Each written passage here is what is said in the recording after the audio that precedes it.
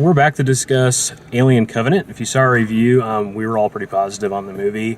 Callie mentioned the sound design and stuff like that. Amazing. One of the best sound design movies I've seen. Yeah.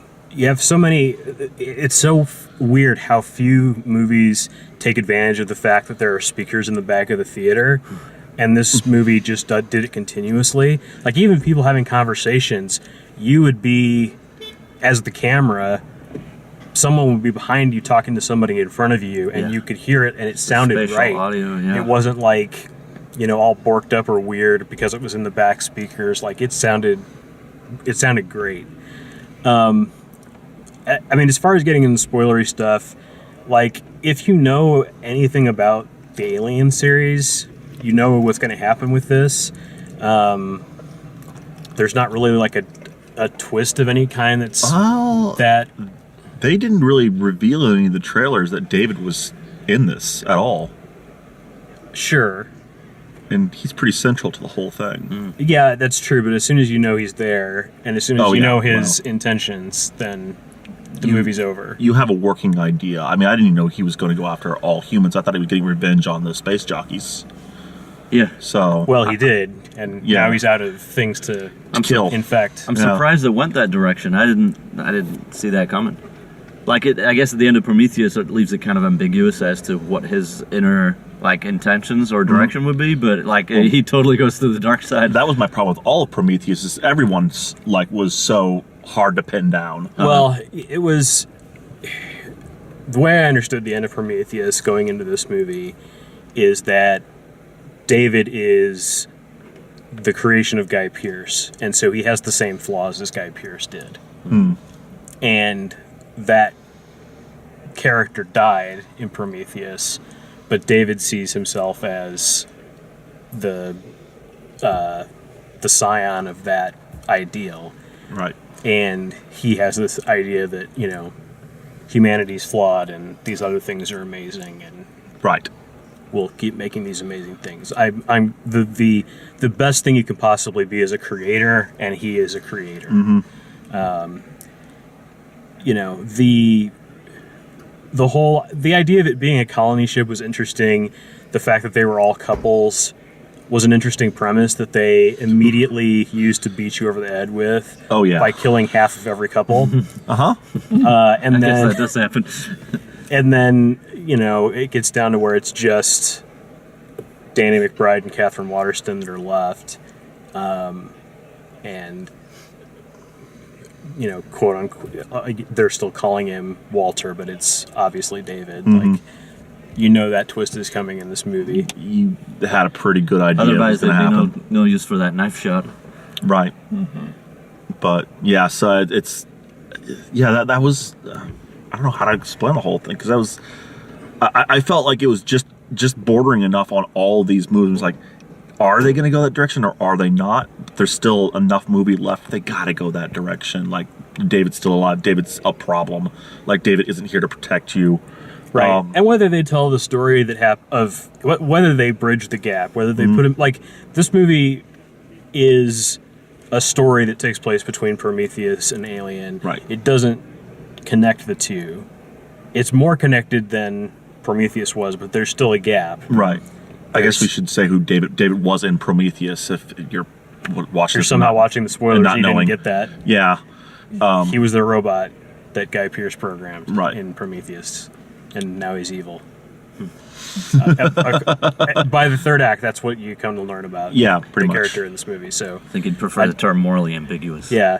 So whether they do it or not, I mean, there's certainly connective tissue that they could put in and have another movie where it's the colony and David up to something, and something goes terribly wrong with his plan, and the aliens take over. The aliens become more intelligent, and they I gotta say, the way take care of their own sentience, and that's how it ties into the 1979 movie. I feel like the way alien movies work, we'd already have the colony there and already be taken over, and somebody else's rescue ship showing up and trying to find out what happened.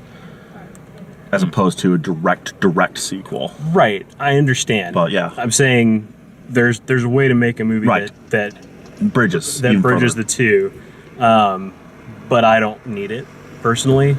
I don't have a need for it. I'm satisfied with this, Yes, I agree. and I would have been satisfied with Prometheus too. Honestly, I think this movie is already it's already wearing on the edges of, if you did another movie and you introduce a bunch of characters that I know are going to be dead by the time Alien starts, I'm not invested anymore. Yeah, that makes sense. Sort of like the Rogue One situation, where it's like, yeah, none of these people are in episode 4, so... This does, however, this, because of how this all works out, it sheds more light on Prometheus for me, and in retrospect makes me enjoy that movie a bit more, appreciate that movie a bit more than I did, just because of how it was so inconclusive to me. Yeah, and they had things in this movie that were, Guy Pearce was more succinct and more upfront about what he wanted in the scene that they have in this movie. Like they explain his character a lot better and what his sort of flawed idea is, because in Prometheus, you don't know that about him until the second or third act of the movie. Right. You think he's on the up and up for all of that time. In this one, as soon as we run into David has this flashback of what he was really created for, what Guy Pearce was really telling him to do. And so, you're right, that does help explain Prometheus better, and tie it in with everything else that's going on. I mean, I think they work really well. The two movies work really well together. I don't know how many people will... I mean, it's a Ridley Scott movie, so I would say even people that didn't like Prometheus will probably see this anyway. I would imagine that they would. Just on the hope that it'd be more what they wanted. But I think this one has a lot more appeal across the board. I think we'll get people who... Well, it has the xenomorphs. I think that was the biggest thing that people had trouble with. I think this movie is good enough that I could stand up even to people who've never actually seen Alien. Yeah, we said that in the review. Oh, yeah. It can work as a standalone film. You can watch it without watching Prometheus. You can watch it without watching the Alien movies. If you were going to watch other movies, though, I mean, Alien for sure, and Prometheus are the best two to put in front of this movie. For continuity and for understanding how all the stuff works. Aliens is a great movie. You don't need it to enjoy Alien Covenant better, and 3 and beyond are just unnecessary for any reason whatsoever. So, unless you're doing So Bad It's Good Night and you want to put Alien Resurrection on, just watch ridiculous gore happen. So did I miss something towards the end? How did the alien get so big in 30 minutes?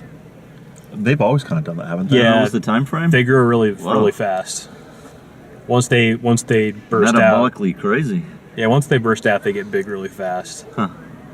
At least it always seems that way in the movie. I don't know what the elapsed. It just seemed like it was a full-grown, huge thing. I would have thought taken weeks. Just has to breathe in some air, I guess. The first ones that show up in this movie that actually burst out of their back, those were almost full-grown and minutes after popping out of their body. Yeah, and those were more based on the human physiology.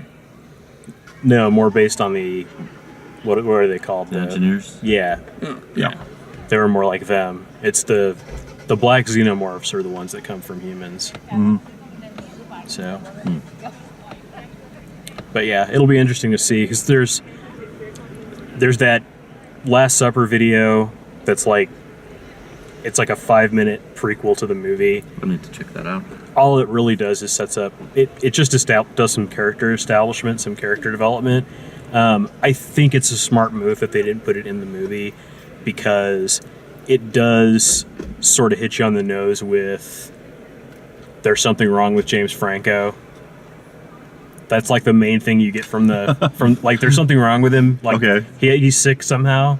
And it's like, yeah, he's not going to make it because he's not in the credits of, like, he's not in the top 4 listed actors of the movie, and he's James Franco, so.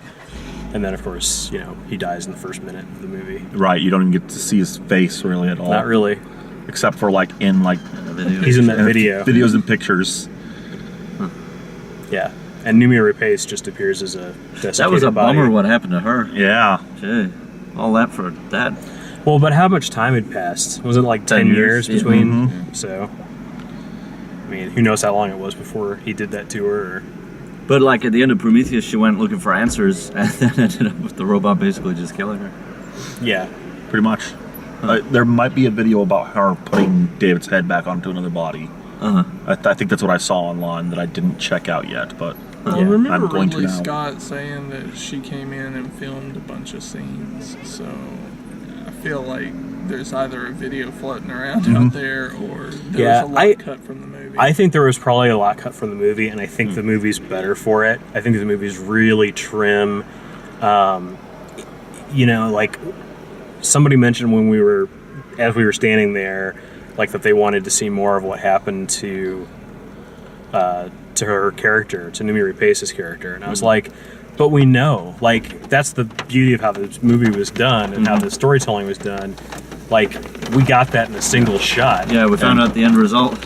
and we'll undoubtedly get like a longer cut version, extended cut version of this on Blu-ray. But the movie didn't Blu-ray need to will be be packed. 15 minutes And longer. it should and not for have- theater. It should not for theatrical at all. I agree. and have that in it. All right, well, we're gonna get soaked. Yeah. So we're gonna wrap this up. If you like the way we do these, please like the video, subscribe, check out all the written and video reviews at thalemaxfield.com. Thanks for watching.